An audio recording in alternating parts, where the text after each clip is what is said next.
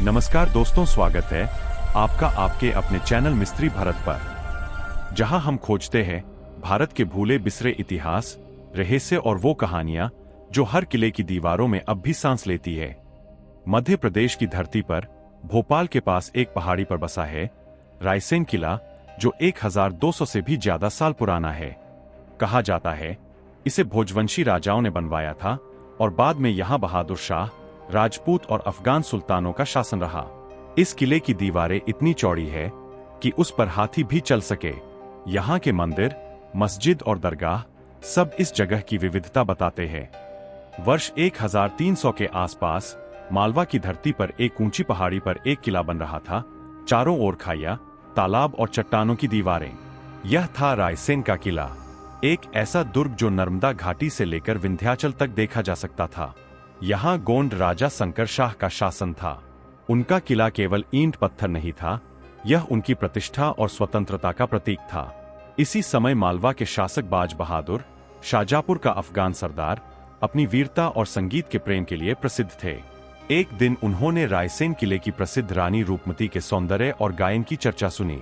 रूपमती नर्मदा तट की रहने वाली थी, संगीत में निपुण और स्वाभिमान में अड़िग। जब बाज बहादुर ने उसे देखने की इच्छा जताई तो उसके मंत्रियों ने कहा, महाराज, वह केवल सौंदर्य नहीं, वह स्वतंत्रता की प्रतिमा है। उसे जीतने के लिए तलवार नहीं, हृदय चाहिए। कहानी कहती है कि बाज बहादुर और रूपमती की मुलाकात संगीत के माध्यम से हुई। रूपमती के सुरों ने जैसे पहाड़ियों की हवा को रोक लिया हो। दोनों के बीच प्रेम पनपा, पर राजनीति की आंधियां तेज थीं। मालवा और रायसेन के बीच शांति के समझौते हुए, लेकिन सत्ता का लालच धीरे धीरे प्रेम पर भारी पड़ने लगा। 1543 दिल्ली के तख्त पर सम्राट अकबर का शासन फैल रहा था। रायसेन का किला रणनीतिक दृष्टि से बहुत महत्वपूर्ण था, क्योंकि वहां से मध्य भारत का पूरा मार्ग नियंत्रित किया जा सकता था। अकबर ने अपने सेनापति आसफ खान को रायसेन भेजा। घेरा कई महीनों तक चला। किले के अंदर राशन कम हो गया, पर गोंड वीरों ने झंडा झुकने नहीं दिया। जब किला टूटने की कगार पर पहुंचा, रानी रूपमती ने दरबार में सबको बुलाया और कहा, हम पराजित नहीं हुए हैं, हम अपना जीवन देकर इस भूमि को अपराजित रखेंगे। फिर उन्होंने अपने महल के नीचे बने जलकुंड में जल समाधि ले ली। कहते हैं उस रात किले में शंख बजे, घंटियां बजी और आकाश में बिजली चमकी, जैसे धरती ने अपनी रानी को विदाई दी हो। अकबर की सेना ने किला तो जीत लिया, पर जीत के बाद सन्नाटा छा गया। रूपमती की स्मृति इतनी गहरी थी कि रायसेन के लोग आज भी उसके नाम से दीप जलाते हैं। आज भी रायसेन किले की दीवारों पर शाम के वक्त हवा चलती है तो ऐसा लगता है जैसे कोई गा रहा हो। किले पत्थर से नहीं बनते, वे बनते हैं रानियों के त्याग और वीरों के लहू से। रायसेन किला आज भी गवाही देता है प्रेम, स्वाभिमान और बलिदान की उस कहानी की जो कभी मिट नहीं सकती। रायसेन किला मध्य प्रदेश के रायसेन जिले में भोपाल से लगभग 40 किलोमीटर दूर स्थित है। यह एक विशाल पहाड़ी लगभग 300 मीटर ऊंची पर बना है, जहां से पूरे मालवा और नर्मदा घाटी का दृश्य दिखाई देता है। कहा जाता है कि इस किले की नींव 10वीं सदी में गोंड राजाओं ने रखी थी। बाद में फिरोज शाह तुगलक, बहादुर शाह और मुगल शासकों ने इसे मजबूत करवाया। यहाँ गोंड, राजपूत और अफगान शैली का मिश्रण दिखाई देता है।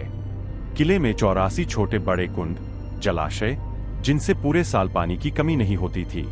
विशाल दीवारें और बुर्जे जो हर दिशा से हमले रोकने में सक्षम थीं। एक सुंदर महल परिसर जहां दरबार, नृत्य गृह और मंदिर थे। गुप्त सुरंगें जो किले को आसपास के जंगलों और घाटियों से जोड़ती थीं, ताकि युद्ध के समय राजपरिवार को सुरक्षित निकाला जा सके। रायसेन किला पहाड़ी पर होने के बावजूद कभी पानी की कमी से नहीं जूझा। यहाँ के कुंडों और बावड़ियों में बारिश का पानी इस तरह संचित होता था कि साल भर तक सेना के लिए पर्याप्त पानी उपलब्ध रहता था। सबसे प्रसिद्ध है राजकुंड, शाही परिवार के उपयोग के लिए रानी कुंड, जहाँ रानी रूपमती ने अंतिम बार स्नान किया था। मंदिर कुंड धार्मिक कार्यों के लिए।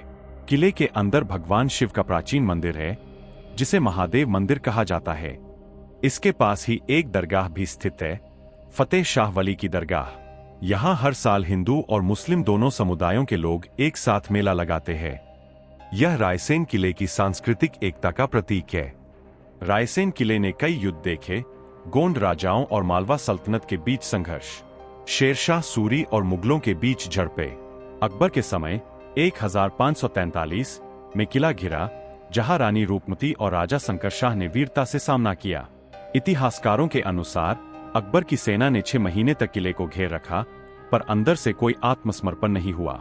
अंत में जब खाद्य और पानी खत्म हुआ, तो रानी ने जल समाधि लेकर किले को अजय बना दिया। किले के दक्षिण छोर पर एक पुराना कुंड है, जिसे लोग लाल कुंड कहते हैं कि अकबर की सेना के हमले के बाद सैकड़ों सैनिकों के शव यही डाले गए थे और कई दिनों तक कुंड का पानी लाल बना रहा। आज भी मानसून के समय उस कुंड का पानी बाकी सभी झरनों से गाढ़ा लाल दिखता है। हालांकि वैज्ञानिक वजह आज तक कोई नहीं बता सका। स्थानीय पुजारी कहते हैं, यह पानी नहीं, वो शब्दों का रंग है जो अधूरा रह गया। किले में कई भूमिगत सुरंगें हैं। पुराने लोग कहते हैं कि इनमें से एक सुरंग भोपाल तक जाती थी और दूसरी नर्मदा घाटी की ओर निकलती थी। हालांकि आज ये रास्ते पत्थरों से बंद है, लेकिन स्थानीय लोग कहते हैं कि रात के समय अब भी इन सुरंगों में से हवा के साथ रानी की पायल की आवाज आती है। आज रायसेन किला पुरातत्व सर्वेक्षण विभाग ASI के संरक्षण में है। यह पर्यटकों और इतिहास प्रेमियों के लिए एक प्रमुख स्थल बन चुका है। हर साल यहाँ फतेह शाह वली का मेला लगता है, जहाँ हजारों लोग आते हैं और शांति की प्रार्थना करते हैं। किले की ऊंचाई से जब सूरज ढलता है, तो उसकी सुनहरी किरणें दीवारों पर ऐसे पड़ती है जैसे इतिहास फिर से जीवित हो उठा हो। रायसेन किला केवल पत्थर नहीं, यह वह आत्मा है जिसने प्रेम, युद्ध और बलिदान तीनों को देखा, जो चुप खड़ा है पर हर हवा के झोंके के साथ कहता है, मैंने रानी रूपमती को देखा है, मैंने वीरता को जन्म लेते देखा है। रायसेन शहर में आज भी जब शाम ढलती है और हवा पहाड़ी से नीचे उतरती है, तो स्थानीय लोग कहते हैं, अब किला जागता है, क्योंकि उस समय किले की दीवारों से एक हल्की सी गुनगुनाहट सुनाई देती है, जैसे कोई धीमे सुरों में राग देसी गा रहा हो। बुजुर्गों का मानना है कि वह रानी रूपमती की आत्मा है, जो हर रात अपने अधूरे गीत पूरे करती है। कहते हैं, जब रानी रूपमती ने जल समाधि ली, तो उनके शरीर के साथ उनका संगीत भी नर्मदा में समा गया, लेकिन उनकी आत्मा किले से कभी बाहर नहीं गई। कभी कभी पूर्णिमा की रात को लोगों ने किले की ऊपरी बुर्ज पर दीपक की लौ जैसी एक आकृति देखी है, जो धीरे धीरे महादेव मंदिर की दिशा में बढ़ती है। कई श्रद्धालु मानते हैं वो रानी रूपमती नहीं, बल्कि देवी का रूप है, जो अब भी किले की रक्षा करती है। किले के अंदर स्थित फतेह शाह वली की दरगाह आज भी आस्था का केंद्र है।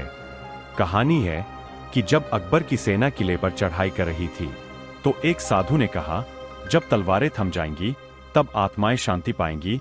उसी साधु को बाद में फतेह शाह वली कहा गया। उनकी दरगाह आज भी हिंदू मुस्लिम एकता का प्रतीक है। लोग यहाँ इच्छा पूरी होने पर चादर चढ़ाते हैं और मानते हैं कि अगर कोई सच्चे मन से दुआ मांगे तो वह जरूर पूरी होती है। किले में लगभग 12 सुरंगों के होने की बातें कही जाती है। कुछ तो अब मिट चुकी है, पर 3 मुख्य सुरंगों का जिक्र आज भी होता है। एक महल सुरंग जो राजा के निवास को मंदिर तक जोड़ती थी, 2 नर्मदा सुरंग जो कथित रूप से नर्मदा घाटी की दिशा में जाती थी, 3 फतेह दरवाजा सुरंग जिसका रास्ता अचानक गायब हो जाता है। स्थानीय लोगों का कहना है कि इन सुरंगों में रात को अगर कोई दीपक लेकर जाए तो लौ खुद ब खुद बुझ जाती है और कभी कभी भीतर से आवाज आती है, वापस जाओ। यह मार्ग उनका है जो लौटकर नहीं आते। कुछ लोक कथाओं में एक और नाम आता है, राणा बलवीर सिंह, जो रानी रूपमती से गुप्त रूप से प्रेम करते थे। कहते हैं, जब रानी ने जल समाधि ली तो बलवीर सिंह ने किले की ऊपरी दीवार से छलांग लगाकर प्राण त्याग दिए। लोगों का विश्वास है कि रूपमती और बलवीर की आत्माएं आज भी साथ है, कभी संगीत में, कभी हवा की सरसराहट में। सर्दियों की सुबह जब रायसेन की पहाड़ी पर धुंध छा जाती है, तो कभी कभी किले की दीवारों पर सफेद परछाइयां चलती दिखती है।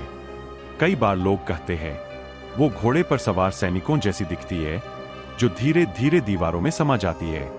फोटोग्राफरों ने कोशिश की है उन्हें कैद करने की, पर हर तस्वीर धुंधली निकलती है, सिर्फ आकृतियां बिना चेहरों के।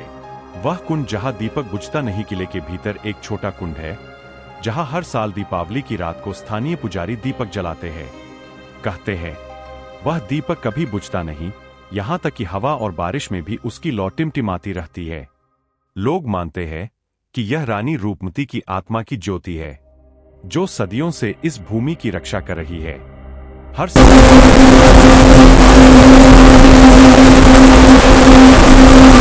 पहाड़ी से ढोल की धीमी थाप सुनाई देती है। कोई कहता है यह युद्ध आत्माओं की सभा है, कोई कहता है किले का रक्षक दल अब भी गश्त करता है। पर एक बात सब कहते हैं, जो एक बार वो ढोल सुन ले उसे नींद कई रातों तक नहीं आती। किले की दीवारों पर उकेरी कहानियां अगर तुम रायसेन किले की दीवारों को ध्यान से देखो तो उनमें जगह जगह खुरचाई हुई लिपियां और चित्र दिखाई देते हैं। कुछ पर देवी देवताओं की आकृतियां हैं, तो कुछ पर गोंड योद्धाओं के नाम उकेरे गए हैं। इतिहासकारों का मानना है कि ये गुप्त संदेश थे युद्ध के समय सैनिकों को दिशा बताने के लिए। आज जब पर्यटक किले में जाते हैं तो गाइड हमेशा कहते हैं शाम से पहले लौट आओ, क्योंकि रात में हवा की आवाजें बदल जाती है। कभी गुनगुनाहट, कभी कराह और कभी ढोल की धीमी थाप सुनाई देती है। लोग मानते हैं कि ये वीरों की आत्माएं हैं, जो हर रात अपने कर्तव्य की पहरेदारी करती है। रायसेन का किला सिर्फ इतिहास नहीं, यह वह स्थान है जहां पत्थरों में प्रार्थना है, दीवारों में विरह की गूंज है और हवा में प्रेम की रागिनी है। रायसेन की पहाड़ी पर अब चांद चढ़ चुका था। नीचे शहर की बत्तियां बुझ चुकी थीं। सिर्फ हवा और झिंगुरों की आवाजें रह गई थीं। किले के अंदर टूटे महल की दीवारों पर चांदनी इस तरह पर रही थी जैसे किसी पुराने जख्म पर रोशनी का मरहम लगाया गया हो। फतेह शाह वली की दरगाह के पास एक बूढ़ा फकीर बैठा था। उसकी आंखें आधी खुली थीं, होठों पर मुस्कान थी। वह धीरे धीरे बोला, इस किले में कोई मरता नहीं बेटा, यहां जो आता है वो बस बदल जाता है। पत्थर में, हवा में या सुर में, इतना कहकर उसने अपने बगल में पड़े दीपक को जलाया। लौ कांप रही थी, जैसे उसे भी डर हो कि कहीं हवा उसे निगल न जाए। अचानक ऊपर से कोई राग बज उठा, मालकौंस की अधूरी तान, वही जो सैकड़ों साल से दीवारों में गूंजती है। दीवारें जैसे जीवित हो उठीं, कहीं हंसी की गूंज, कहीं कदमों की आहट। किले की चोटी पर एक आकृति दिखाई दी, लाल साड़ी, खुले बाल और आंखों में चमकती चांदनी। वह चुपचाप महादेव मंदिर की दिशा में चली और हवा में जैसे किसी ने कहा, अब मेरा राग पूरा हो गया। दीपक की लौ शांत हो गई, हवा थम गई और रायसेन का किला फिर से मौन हो गया। लेकिन कहते हैं, अगर तुम किसी शांत रात को वहां खड़े होकर ध्यान से सुनो तो दीवारों के बीच से एक धीमी सी आवाज अब भी आती है। यह किला अब भी सांस ले रहा है। रायसेन किला, जहां इतिहास खत्म होता है और रहस्य शुरू। दोस्तों, यह था रायसेन किले का रहस्यमय इतिहास। एक ऐसी जगह जहां हर पत्थर कुछ कहता है और हर हवा में एक पुराना गीत गूंजता है। अगर आपको यह वीडियो पसंद आई हो तो वीडियो को लाइक करें, चैनल को सब्सक्राइब करना ना भूलें और कमेंट में जरूर बताइए अब हम किस किले का इतिहास और रहस्य लेकर आएं। शायद अगली कहानी किसी ऐसे किले की हो जहां रात अब भी अधूरी है।